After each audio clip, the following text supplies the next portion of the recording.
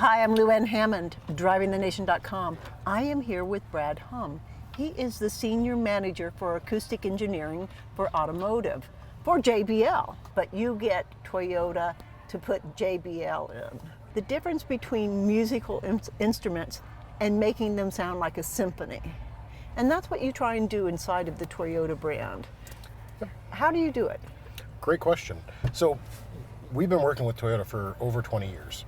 We've formed a great partnership that allows us to work together to do this integration. So each vehicle is actually bespoke to itself. This horn tweeter is only here on a Camry, for example. And most people think that that's actually an exclamation point, but it is a horn tweeter. Absolutely correct. It's a great thing to point out. Yeah, the exclamation point in JBL is a horn. Yes. Yep. So one of the ways we go about this is from a system standpoint. So we don't just supply a speaker, we supply the entire system. We start by figuring out where we're going to put a speaker. How big is that speaker? What frequency range do we want that to cover? So think of that as an instrument, right? You have tuba that plays bass. You have a bass drum that plays really low bass. You have violins and violas that'll play higher frequencies, piccolo to hit the really high treble.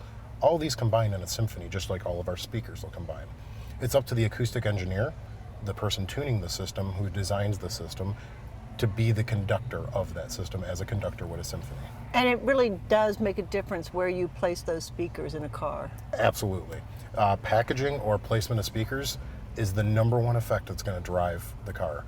So having a great relationship with your manufacturer, like we do with Toyota, that helps us to get a good speaker, but to get all of its performance. So at what point do you get to come in and say, I want the speakers here or there, or do they just tell you where they want the speakers? So about 6 years ago when we started working on Camry, the speakers were all up in the IP, yes, and we had a center speaker.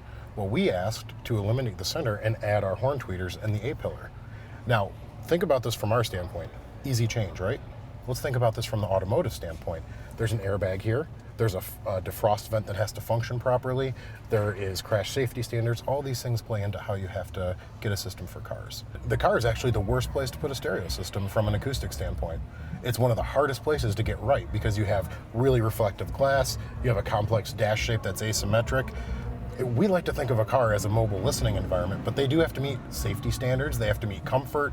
We wanted to have an orange tweeter. Toyota was all about that. That's a great idea until we drove a car with orange and it distracted the driver.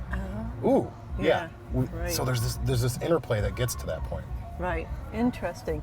All right, Brad, thank you very much. Sure, absolutely. Thanks for coming in.